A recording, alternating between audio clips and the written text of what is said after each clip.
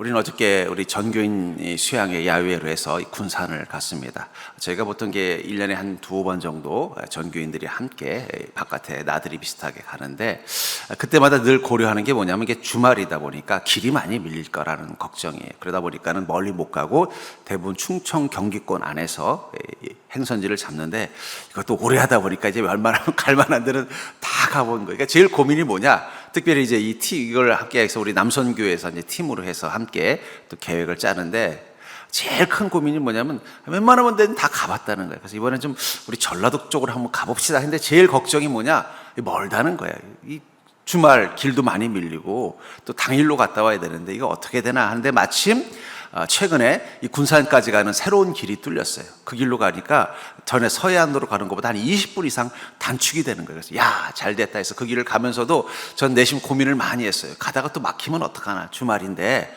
근데 감사하게도 길이 하나도 안 밀리고 그냥 군산까지 거의 1시간 반 만에 간 거예요. 그래서 얼마나 감사했는지 몰라요. 그리고 또 이제 그곳에서 일정을 마치고 또 올라오는데, 또 올라가는 길이 밀리면 어떡하나 이런 고민을 하면서 가는데, 아니나 다를까 한 중간쯤 갔는데 갑자기 차들이 꽉 막힌 거예요. 그래서 아이고야, 이거 역시나 했는데, 감사하게도 한 얼마 가지 않아서 다시 길이 뚫려가지고 1시간 거의 반 만에 우리 평택까지 무사히 오면서 저는 그 생각이 들었어요. 우리 인생도 그렇지 않은가. 우리가 가는 길이 늘 뭔가 편안하고 평탄하고 내가 계획하고 뜻한 대로 잘 달리면 얼마나 행복하겠어요.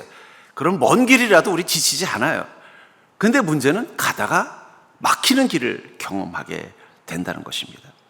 오늘 본문이 바로 그런 이야기를 하고 있죠. 우리가 사방으로 우겨쌈을 당하여도 쌓이지 아니하며, 답답한 일을 당하여도 낙심하지 아니하며, 박해를 받아도 버림받지 아니하며, 거꾸러뜨림을 당하여도 망하지 아니하고. 그러니까 우리 인생의 길 가운데 우리는 무엇을 경험한다는 거예요? 우겨쌈을 당할 때가 있다는 거예요. 답답함을 느낄 때가 있다는 것입니다. 너무나 억울하고 힘든 일을 당할 때가 있다는 것입니다. 내가 하는 일들이 다 실패로 끝나는 것처럼 거꾸러뜨림을 당할 때가 있다는 것입니다. 그럼에도 불구하고 우리는 쌓이지 않냐고, 낙심하지 않냐고, 버림받지 않냐고, 망하지 않는 이유를 10절에서 뭐라고 말하고 있어요? 우리가 항상 예수의 죽음을 몸에 짊어짐은 예수의 생명이 또한 우리 몸에 나타나게 하려 함이라. 예수 그리스도의 생명이 우리 몸에 나타나는, 우리 삶에 나타나는 증거 중에 하나가 뭐라는 거예요?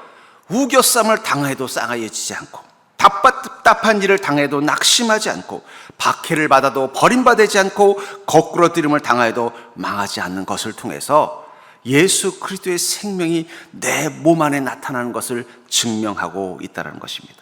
전 그러면서 부활의 신앙이라는 우리 몸을 통해서 무엇이 나타나는 거예요?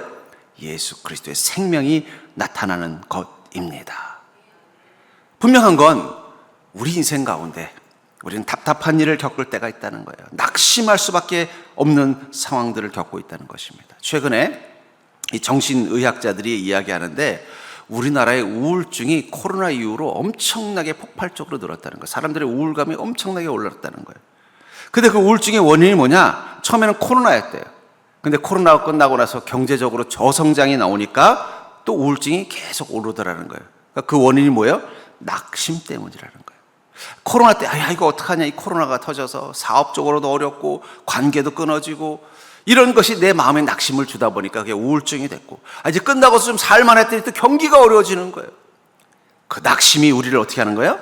자꾸 우울하게 만드는 주요 원이다 하면서 오늘 본문에 답답한 일을 당하여도 낙심하지 아니하며라는 이 말을 느낄 때, 예수 그리스도의 부활이 우리 몸 가운데 생명으로 나타나는 것 중에는 이것도 있다는 사실이 우리에게 얼마나 감사한 일입니까?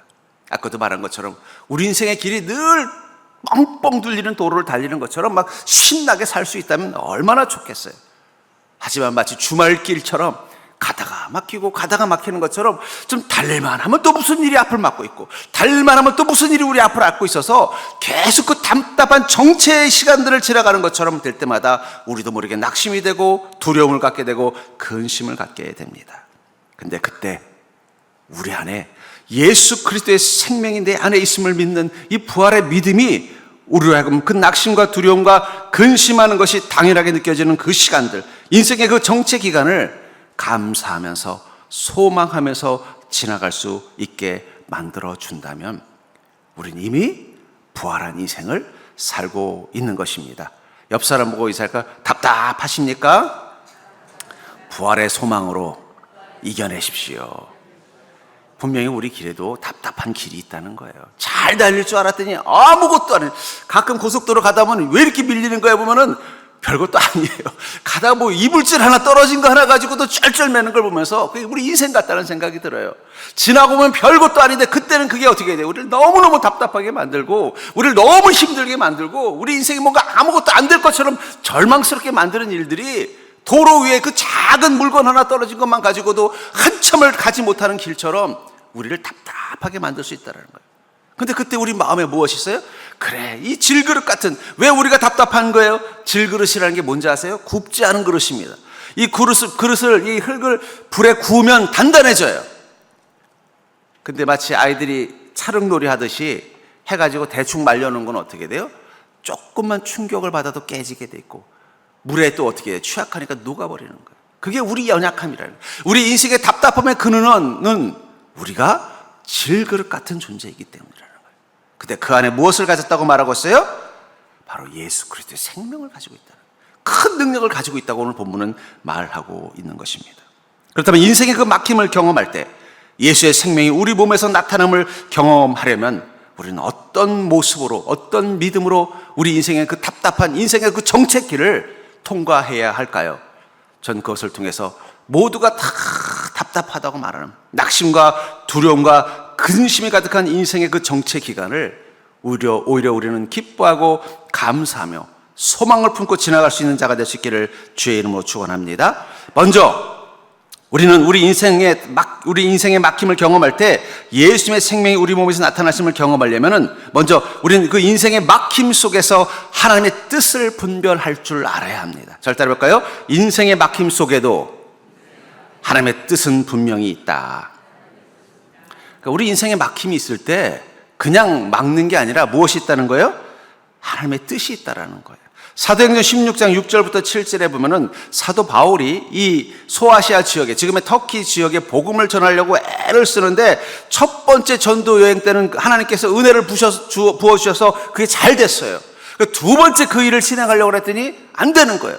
그것을 이렇게 말하고 있습니다. 성령이 아시아에서 말씀을 전하지 못하게 하시거늘 그들이 부르기아와 갈라디아와 땅으로 다녀가 무시의 앞에 이르러 비두니아로 가고자 애쓰되 예수의 영이 허락하지 아니하는지라. 뭔가 하나님이 주시는 뜻과 계획을 가지고 열심을 다했지만 어떻게 됐다는 거예요? 뜻대로 되지 않았다는 거예요. 그 뜻대로 되지 않은 것을 뭐라고 말하고 있습니까?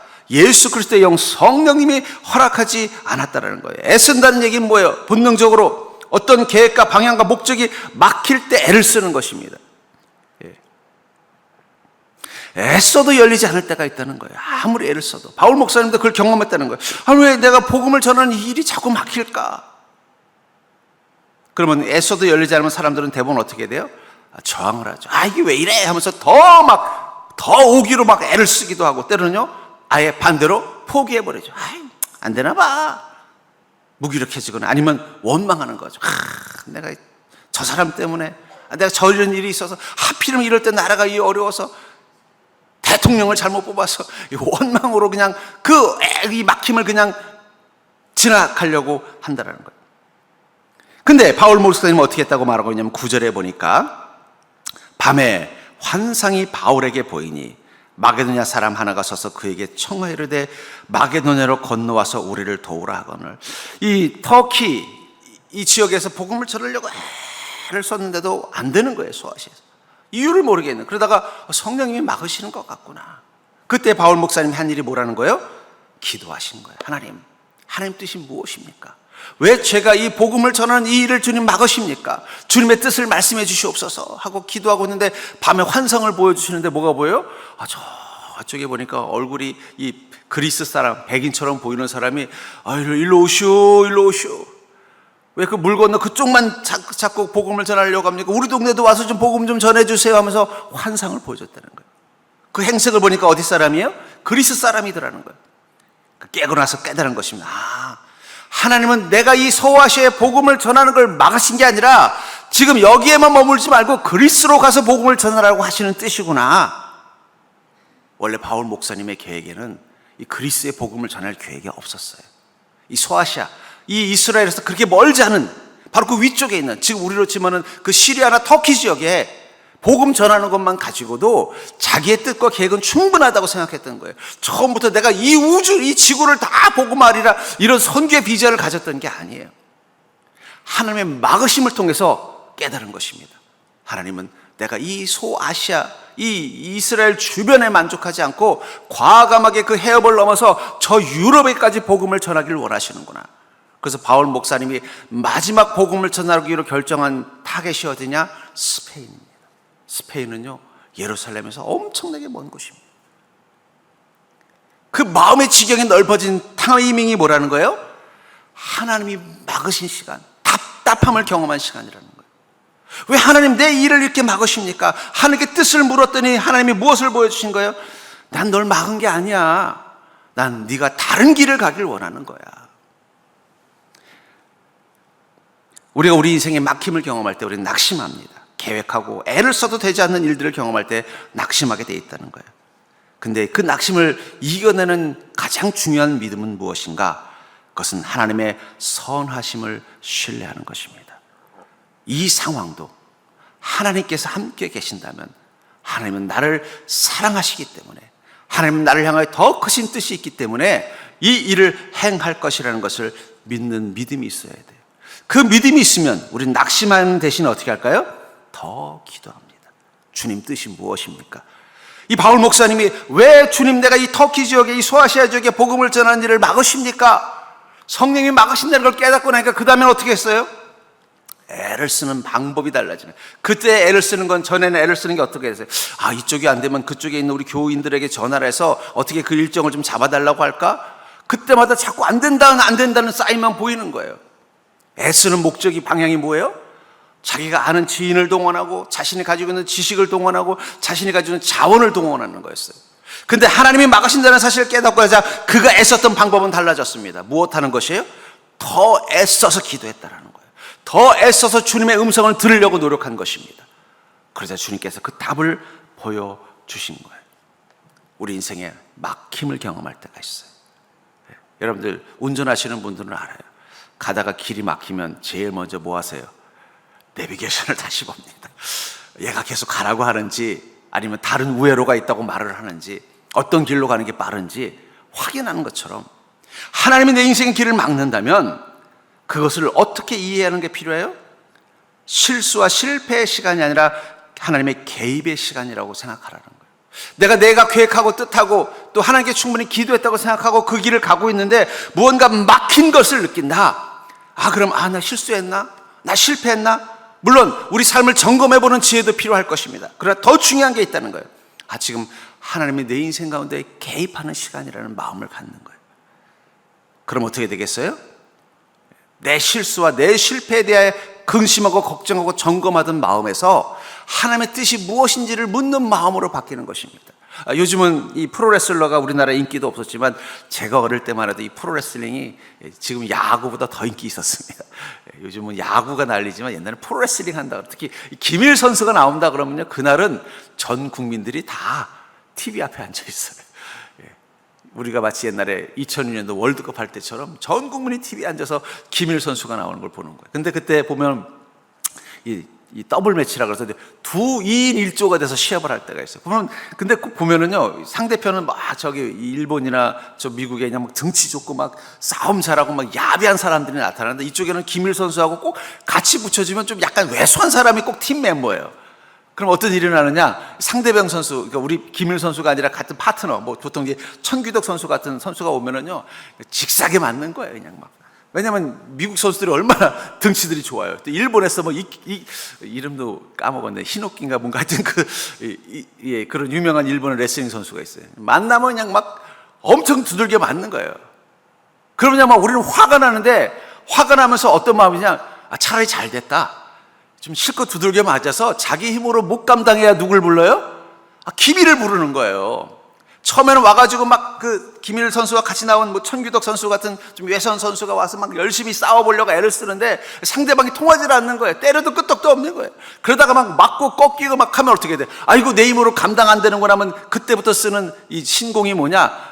무릎으로 기어 달려가게. 어디로요? 링으로 달려가는, 링 밖으로 달려가는 거예요. 막 어떻게든 살아서 누구하고 타치하면 돼요? 김일 선수하고 타치만 하면 되는 거예요. 그러면 김일 선수가 들어서면요, 갑자기 막 골목에서 와 소리가 나는 거예요. 왜냐면 어떤 확신이 이제 끝났다. 우리가 이겼다. 저 천규덕 선수가 계속 그 링 위에서 싸우면 지는데 다행히 이 천규덕 선수가 어떻게 했어요? 상대방이 방심하는 틈을 타고서 바닥을 기어가지고 낮은 포복으로 달려서 김일 선수가 있는 곳으로 달려가서 그의 손을 타치를 하는 순간, 아, 이제 우리가 이겼다라는 생각에 와 소리가 나요. 그럼 어떻게 돼? 김일 선수가 링 안으로 들어오면 제일 먼저 뭐부터 하는지 박치기를 해버리면 상대방 선수를 막 겁을 먹고 그냥 혼비백산이 돼서 돌아가면서 승리로 끝나는 걸 보는 거예요. 저는 그 장면을 떠올리면서 어쩌면 우리가 막힘을 경험할 때, 우리 인생의 링 위에서 아무리 몸부림을 쳐도 우리가 감당할 수 없는 큰 등치가 좋은 레슬링 선수를 만나는 것처럼 우리 힘으로 감당할 수 없는 그런 문제를 만났을 때 우리가 낙심과 절망만 할 게 아니라 그때 우리에게 필요한 건 뭐라고요? 그때 우리가 이 문제를 해결할 수 있는 방법은 낮은 포복으로 주님께 달려가는 것이다. 천규덕 선수가 그냥 낮은 포복으로 그냥 후다다닥 가서 그 손을 뻗어서 김일 선수의 손을 붙잡기만 하면 그때부터 그 링 위의 상황은 바뀌는 것입니다. 우리가 우리 인생에 막힘을 경험할 때가 있다는 거예요. 그래서 우리가 질그릇이기 때문이에요. 여러분들 착각하지 마세요. 여러분들은 질그릇입니다. 조금만 충격을 받아도 잘 깨지는 찰흙으로 만든, 아이들이 만든 찰흙 같은 그릇이라는 거예요. 우리도 모르게 착각에 빠지는 거예요. 근데 그것을 인정할 수밖에 없을 때가 있다는 거예요. 그게 막힘을 경험하는 거예요. 그 애씀 앞에서 우리가 애쓰는 방법이 달라져야 돼요. 그것은 바로 하나님께 더 가까이 달려가려는 그 낮은 포복의 애씀, 주님의 손을 붙잡으려는 그 낮은 포복의 애씀만 있다면 어느 순간 그 막힘은 어떻게 돼요? 오히려 우리를 하나님의 은혜와 능력을 경험하는 시간으로 바뀌는 거예요. 그래서 이 질그릇에 우리가 보배를 가졌다고 말하고 있는 것입니다. 전 그런 의미에서 믿음 훈련이라는 게 뭘까? 그것은 막힘함에서 내 낙심과 실패감을 다루는 것입니다. 우리 안에 믿음이 있다는 건 내 인생의 낙심 앞에서, 내 인생의 막힘 앞에서 내 낙심과 실패감을 다루는 거예요. 내가 그것을 벗어나려고 무엇을 하는 게 애쓰는 것인가? 바로 낮은 포복으로 주님께 달려갈 수 있는 믿음. 저는 그게 바로 그리스도인의 애씀의 방향이 되어야 한다고 믿습니다. 전 여러분들의 인생의 막힘 앞에서 낮은 포복으로 주님을 향하여 달려갈 수 있는 자가 되시기를 주님 축복합니다. 두 번째로, 인생의 막힘을 경험할 때 예수님의 생명이 우리 몸에 나타남을 경험하려면 믿음이 주는 여유는 바로 막힘 속에서 하나님의 문을 찾게 만들어준다는 거예요. 믿음이 주는 여유가 우리를 하고 우리 인생의 막힘 속에서 하나님의 문을 찾게 만들어준다고 말하고 있습니다. 창세기 39장 20절부터 21절에 보면은 요셉이 감옥에 갇힌 사건이 나오죠. 거기 이렇게 말하고 있어요. 이 요셉의 주인이 그를 잡아 옥에 가두니 그 옥은 왕의 죄수를 가두는 곳이었더라. 요셉이 옥에 갇혔으나 여호와께서 요셉과 함께 하시고 그에게 인자를 더하사 간수장에게 은혜를 받게 하시매 간수장이 옥중 죄수를 다 요셉의 손에 맡김으로 그 재반 사물을 요셉이 처리하고 간수장은 그 손에 맡긴 것은 무엇이든지 살펴보지 아니하였으니 이는 여호와께서 요셉과 함께 하심이라 여호와께서 그를 범사에 형통하게 하셨더라. 요셉이 보디발 장군에게 미움을 받아서 왕의 감옥에 갇혔습니다. 더 인생의 막힘을 경험한 거예요. 종살이도 막힘인데 이제는 죄수살이까지 하니 얼마나 막혔겠습니까? 그런데 그 속에서 무엇을 경험했다는 거예요? 하나님의 형통을 경험했다는 거예요. 저는 그리스도인의 사람들의, 하나님의 사람들에게 임하는 이 서사라는 건 인생의 스토리라고 생각합니다. 거기 반드시 들어가는 단어가 있어요. 그게 바로 BUT, 벗이라는 단어라는 거예요. 우리는 어려움을 겪지만, 그러나 나는 비록 억울한 일을 당해서 감옥에 갇혔지만, 그러나 하나님이 나를 그곳에서 형통하게 하셨습니다. 하지만 내가 지금 처한 상황은 나를 실망시키고 절망시킬 수밖에 없지만, 하지만 나는 그곳에서 낙심하지 않습니다. 그래도 내가 지금 하고 있는 일들이 너무 어렵고 내가 하는 상황이 아무것도 잘 될 것 같지 않지만, 그래도 나는 주님 바라보면서 나갑니다. 하나님의 사람들의 서사 속에는 반드시 들어가는 단어가 바로 BUT라는 거예요. 벗이라는 단어라는 거예요. 그래서 믿음의 능력은 반전의 힘이 있는 것입니다. 반전의 힘. 그래서 창세기 50장 20절에 보면은 나중에 자기 인생의 모든 막힘을 뚫고 이제는 평통의 그 고속도로를 달리게 된 요셉이 그 모든 막힘의 출발점이었던 형님들 앞에서 이렇게 말하지 않습니까? 창세기 50장 20절에 당신들은 나를 해하려 하였으나 하나님은 그것을 선으로 바꾸사 오늘과 같이 많은 백성의 생명을 구원하게 하시려 하셨나니. 여러분들, 이 문장은 꼭 적어서 품에 가지고 다니세요. 가시다가 막히게 하는 사람들, 막히게 하는 상황이 있을 때마다 꺼내서 그 문장을 한 번만 읽어보세요. 요셉처럼 당신들은 나를 헤아려 했으나 하나님은 그것을 선으로 바꾸사 오늘과 같이 많은 백성의 생명을 구원하게 하시려 하셨나니. 한국의 이 문장은 이 접속사를 이 문장에 섞어버릴 수 있기 때문에 나를 헤아려 하였으나 나를 듣지만 영어 문장에서는 but이라는 단어가 따로 분리되는 거예요. 당신들은 나를 헤아려 했습니다. 그러나 하나님은 그것을 선으로 바꾸셨습니다. 당신들은 나를 헤아려 하였습니다. 하지만 하나님은 그것을 선으로 바꾸셨습니다. 당신들은 나를 헤아려 하였습니다. 그래도 하나님은 그것을 선으로 바꾸셨습니다. 이 BUT, 벗이라는 단어가 우리 그리스도인에게 있다. 그게 바로 믿음이 주는 힘이라는 것입니다. 창세기 31장 7절에서 또 야곱도 이렇게 고백을 하죠. 그대들의 아버지가 나를 속여 품삯을 10번이나 번경하였느니라. 그러나 하나님이 그를 막으사 나를 해치지 못하게 하셨으니. 그의 이 사장님인 라반이 계속 월급을 속이고 계약 조건을 속여서 피해를 보게 하려고 했지만, 그러나 어떻게 했다는 거예요? 하나님이 그를 막으셨다. 여러분, 우리 그리스도인은 이 벗을 가진 사람입니다. 지금 내 상황은 답답해요. 나를 해하려는 사람들, 나를 속이려는 사람들, 내가 하는 일들의 어려움들. 그러나 그 다음에 우리에게 무슨 문장이 있다고요? 그러나, 그래도, 하지만 하나님이 그것을 바꾸시는 은혜가 있다는 거예요. 답답함이라는 건 뭘 말하는 거예요? 막힌 담을 경험하는 것입니다. 길을 가야 되는데 앞에 큰 벽이 있는 거예요. 근데 믿음은 그 속에서 무엇을 발견해요? 그러나 문이 있는 거예요. 여러분, 앞에 벽이 있는 게 걱정이 아니라 문을 발견하지 못한 게 걱정인 것입니다. 문을 발견하면 그 벽이 무슨 의미가 있어요? 문 열고 들어가면 되는 것이. 문을 발견하지 못하기 때문에 우리 길을 막는 것이 걱정이 되는 것입니다.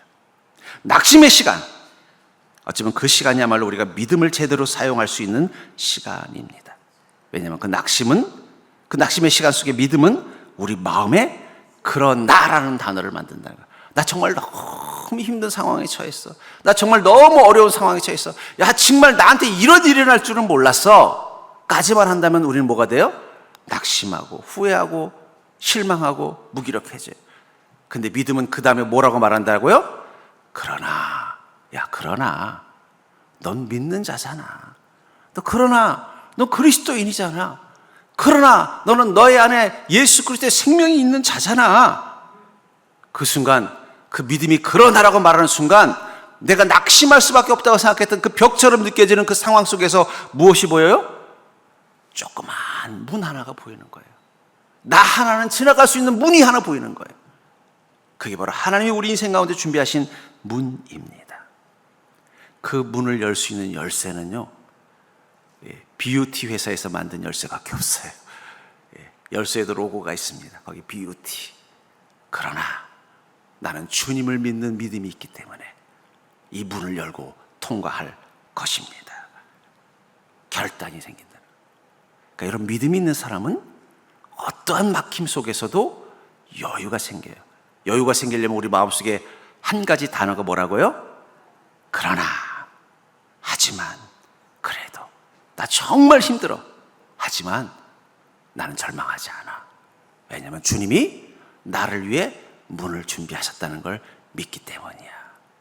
정말 내가 이대로 가면 망할 것 같아. 그래도 나는 다시 한번 일어설 거야. 왜냐하면 분명히 망할 것 같은 이 길 가운데 하나님이 나를 위해서 준비하신 문이 있다는 것을 믿기 때문이야. 저는 그게 믿음의 힘이라고 생각합니다. 그러려면 우리가 어떻게 해야 돼요? 우리 인생의 막힘 속에서 믿음이라는 열쇠를 꺼내셔야 돼요. 그게 바로 마음속으로 뭘 생각하는 거라고요? 그러나 하나님 저 죽겠어요. 그럼 믿음이 뭐라 그래요?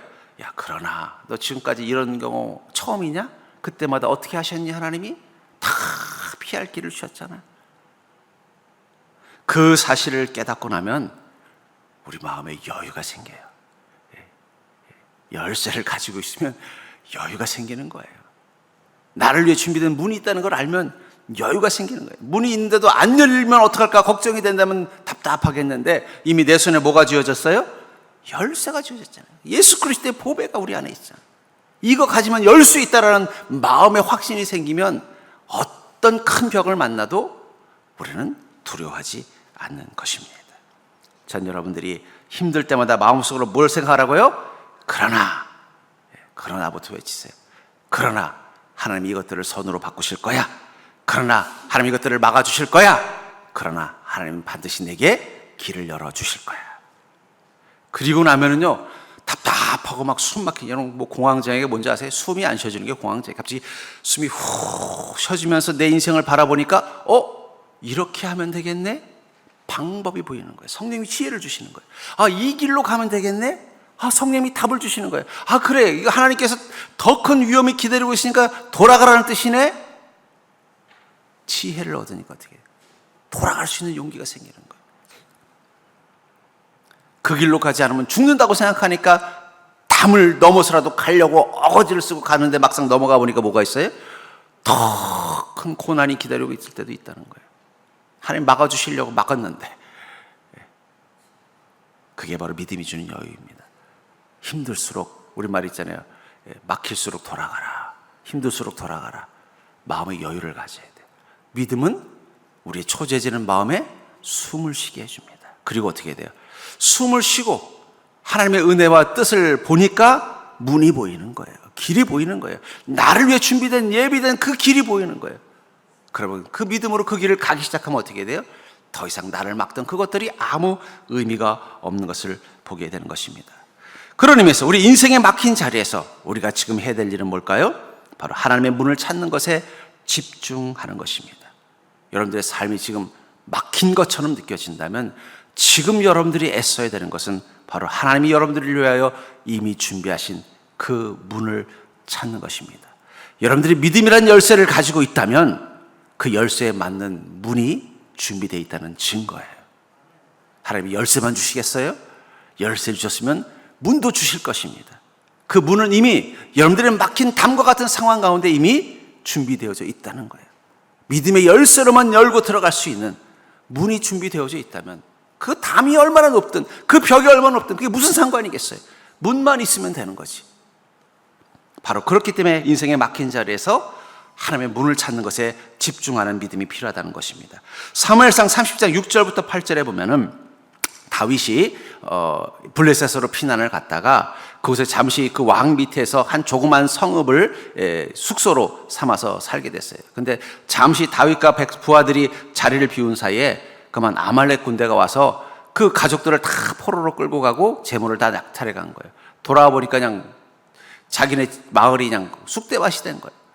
너무 그것도 당황스러운데 갑자기 따라갔던 부하들이 다윗을 원망하는 거예요. 우리가 지도자를 잘못 만나가지고 우리가 이런 가족들도 다 죽고 노예로 끌려가 우리 망하게 생겼다. 야, 우리 언제까지 이 다윗 믿고 가겠냐? 우리 다윗을 죽이자. 그 순간 이 장면을 이렇게 말합니다. 백성들이 자녀들 때문에 마음이 슬퍼서 다윗을 돌로 치자 하리 다윗이 크게 다급하였으나 그의 하나님 여호와를 힘입고 용기를 얻었더라. 다윗이 아히멜렉의 아들 제사장 아비아달에게 이르되 원하건대 에봇을 내게로 가져오라. 아비아달이 에봇을 다윗에게로 가져가매 다윗이 여호와께 묻자와 이르되 내가 이 군대를 추격하면 따라잡겠나이까 하니 여호와께서 그에게 대답하시되 그를 쫓아가라. 내가 반드시 따라잡고 도로 찾으리라. 그가 상황을 다급하다는, 여러분 다윗은 이 배포가 큰 사람입니다. 근데 그의 마음이 다급했다고 말하고 있어요. 다급하면 사람들은 본능적으로 행하게 돼 있어요. 사람들이 언더할 때 본능적으로 행동하느냐? 다급해지면 그래요. 갑자기 멘붕이 오면 그래요. 근데 그리스도인의 본능은 뭘까요? 그리스도인이 다급해지면, 우리가 정말 순전한 그리스도인은 우리에게는 어떤 본능이 있어요? 다윗처럼 여호와를 힘입고자 하는 거예요. 그러니까 믿음은 본능입니다. 그리스도인의 본능이에요. 네. 제가 전에 섬기던 교회 여자 전사님이, 나이 든 여자 전사 계시는데, 그 전사님 깜짝 놀랄 때마다 아이고 아버지, 아이고 아버지 그러는 거예요. 제 속으로 엄마를 너무 일찍 이루셔가지고 엄마에 대한 애정이 없었나. 그래서 내가 농담으로, 아니 보통은 깜짝 놀라면 엄마야 그러는데 왜 여자 전사님은 아버지라고 부르세요? 그래서 아이, 우리 엄마가 뭘 해주겠어요? 하나님 아버지가 해주시지. 그럼 하나님 아버지를 불러야지 왜 어머니를 부릅니까? 엄마야 합니까? 그래서 그때부터 아 그렇구나, 나도 깜짝 놀라면 아빠야 그래야 되겠구나 라는 생각을 한 적이 있었습니다만, 그리스도인의 본능은 뭐예요? 하나님을 힘입는 것입니다. 너무 다급하다면 본능적으로 하나님을 힘입는 거예요. 근데 내가 너무 다급한데 하나님을 힘입지 않고 여전히 엄마야를 한다면 어쩌면 내가 정말 믿음의 본능을 가진 자인지 한번 돌아볼 필요가 있다는 것입니다. 왜 이 다윗은 다급했을까요? 다윗은 별의별 일을 다 겪은 인생이었어요. 이때는 이미 사울 왕에게도 미움받아가지고 죽임당할 뻔도 하고, 뭐 전쟁터에서 엄청나게 잔뼈가 굵었으니 얼마나 별의별 일들이 다 있었겠어요. 그럼에도 불구하고 다윗이 그것을 이겨낼 때마다 어떤 마음이 있었느냐? 그래도 내 옆에 이렇게 든든한 부하들이 있어서 내가 잘 이겨냈구나라고 생각했던, 자기도 모르게 의지했던 대상들이 있었던 거예요. 자기와 함께 이 사울 왕의 공격을 피해서 끝까지 따라왔던, 자기와 함께 했던 이 부하들. 어느 순간 다윗도 모르게 누구를 의지한 거예요? 이 부하들을 의지한 거예요. 근데 부하들마저 자기를 죽이겠다고 하니까 어떻게 돼요? 이건 진짜 다급해진 거예요. 아무리 다윗이 배포가 좋은 사람이라도 자신이 의지했던 것으로부터 버림받으니까 그때는 어쩔 수가 없었던 거예요. 근데 그 순간 깨달았습니다. 아, 내가 어리석었구나. 나도 모르게 어느 순간 여호와를 의지하는 것이 아니라 내가 세상을 의지했구나. 적어도 이 부하들은 끝까지 나를 지켜줄 줄 알았고, 적어도 이 부하들은 끝까지 내 편이 되어줄 줄 알았더니 그들도 나를 버릴 때가 있었구나. 그걸 깨달은 거예요. 그러니까 어떻게 돼요? 더 주님을 의지할 수밖에 없었던 것입니다. 우리가 어떨 때 다급해져요? 적어도 이 문제만은 내가 해결할 줄 알았어요. 이 길만은 내 판단이 옳을 줄 알았어요. 이 일은 내 능력으로 감당할 줄 알았어요. 이 상황 가운데서는 내가 도움받을 줄 알았어요. 그것마저 막히는 걸 느낄 때 우리도 모르게 다급해지는 것입니다. 그때 우리에게 필요한 건 무엇입니까? 믿음의 결단이라는 거예요. 시편 89편 8절부터 11절에 보면, 여호와 만군의 하나님이여, 주와 같은 능력 있는 이가 누구리까? 여호와여, 주의 성실하심이 둘을 둘렀나이다. 주께서 바다의 파도를 다스리시며 그 파도가 일어날 때 잔잔하게 하시나이다. 주께서 라합을 죽임 당한 자 같이 깨뜨리시고 주의 원수를 주의 능력의 팔로 흩으셨나이다. 하늘이 주의 것이요 땅도 주의 것이라. 세계와 그 중에 충만한 것을 주께서 건설하셨나이다. 저는 이 고백을 한 사람이 왜 이렇게 고백을 하는지 깨달아봐요. 그는 어부였을지도 모르고 항해자였을지도 모릅니다. 그러면서 그는 이 긴 항해를 할 때 누구를 의지했어요? 배를 의지했던 거예요. 그리고 경험 있는 선원들을 의지했을 것입니다. 근데 어느 날 갑자기 그 배가 풍랑을 만난 거예요. 풍랑 앞에서 그 크고 견고할 줄 알았던 배가 그 물 앞에서 휘청휘청하고 그 배가 부서지는 소리가 들릴 때, 야, 나는 이 배가 튼튼한 줄 알았더니 이 큰 파도 앞에서는 아무것도 아니구나. 또 선원들을 의지했을 거예요. 그 경험만은. 근데 그 선원들도 이 풍랑 앞에서는 어쩔 줄 모르고 우왕좌왕하는 걸 보면서 그 순간 깨달은 것입니다. 내가 잘못된 걸 의지하고 있었구나.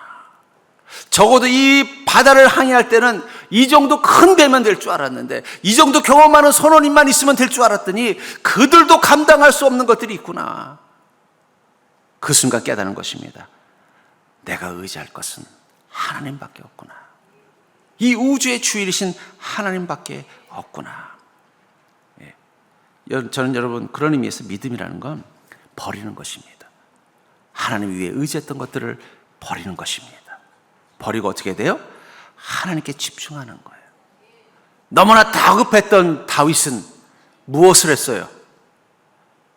제사장에게 에봇을 가져오라고 그래요. 이 에봇은 제사장만 입을 수 있는 겁니다. 근데 다윗이 입으면 이건 하나님께 불경한 거예요. 어떤 마음으로 그랬을까요? 하나님께 혼나더라도 하나님 빨리 만나야겠다라는 마음이에요. 다윗이 교만해서 그런 게 아니에요.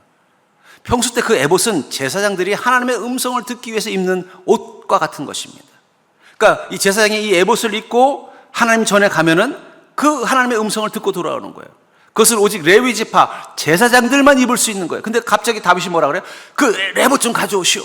자기가 왜 입고 가는 거예요? 내가 지금 상황 따질 때가 아니라는 거예요. 지금 야, 제사장 당신이 가서 좀 물어보시. 이럴 때가 내가 빨리 가서 그것 때문에 너 제사장도 아니면서 너 레위인도 아니면서 네가 이걸 왜 입니? 하나님께 혼날 때 혼나더라도 빨리 주님 만나서 이 문제를 해결해야 되겠다는 그 갈급함이 있었다는 거예요. 하나님 그 갈급하심을 보았기 때문에 뭐라고 안 하셨어요.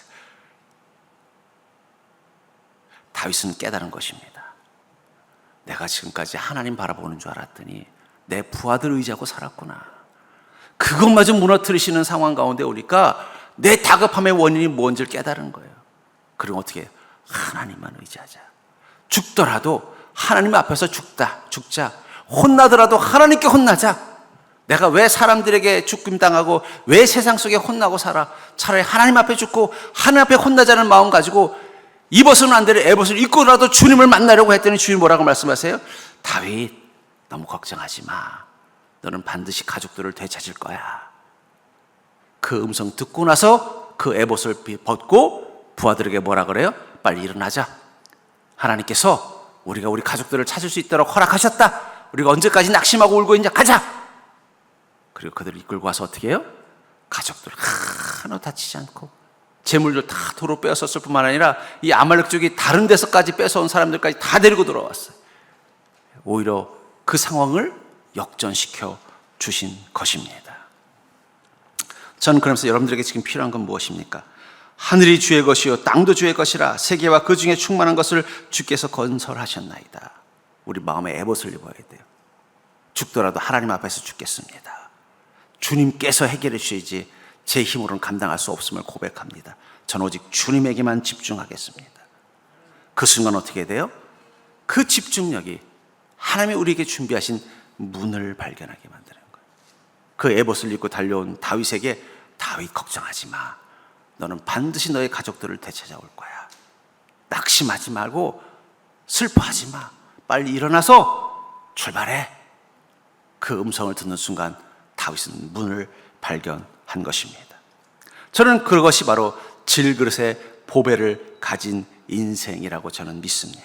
7절에 보니까 우리가 이 보배를 질그릇에 가졌으니 이는 심히 큰 능력은 하나님께 있고 우리에게 있지 아니함을 알게 하려 함이라. 지금 여러분들에게 필요한 믿음은 뭘까요? 내 자신이 질그릇이라는 것을 인정하는 것입니다. 우리 인생의 막힘, 우리 인생의 답답함, 그것은 바로 우리가 연약한 자이기 때문에 어쩔 수 없는 거예요. 자존심 상하지만 인정해야 돼요. 그런데 감사한 것은 그 질그릇 같은 내 인생 가운데 하나님께서 우리를 너무 사랑하셔서 우리 안에 오셔서 우리의 보배가 되어주신 것입니다. 부활의 신앙으로 그 막힌 것들을 속에서 하나님의 은혜의 문을 찾도록 은혜를 베풀어 주신 것이에요.